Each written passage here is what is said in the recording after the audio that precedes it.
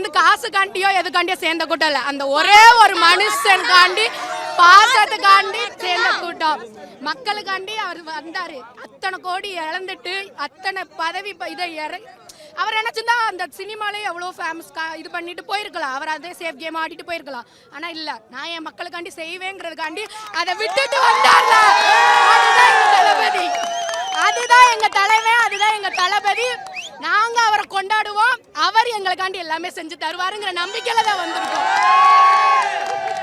நிறைய விமர்சனமும் வைக்கிறாங்களா, அதெல்லாம் எப்படி பாக்குறீங்க? அதுக்கு உங்களோட ஐயோ, ஒருத்தவங்க வளர்ந்தாங்கன்னா கண்டிப்பா விமர்சனம் வரும். விமர்சனம் வந்துச்சுன்னா நம்ம கரெக்டான பாதையில போய்கிட்டு இருக்கோம்னு அர்த்தம். அப்படி வரலனாதான் அது இல்ல. விமர்சனம் வந்தாதான் அந்த வெற்றியை கொண்டாடுறதுக்கு ஒரு என்ஜாய்ஃபுல்லா இருக்கும் எங்களுக்கு. விமர்சனம் வரணும், அதை நாங்க எடுத்து போராடிட்டு போய்கிட்டே இருப்போம். இப்படிதான் தள்ளி விட்டு போய்கிட்டே இருப்போம்.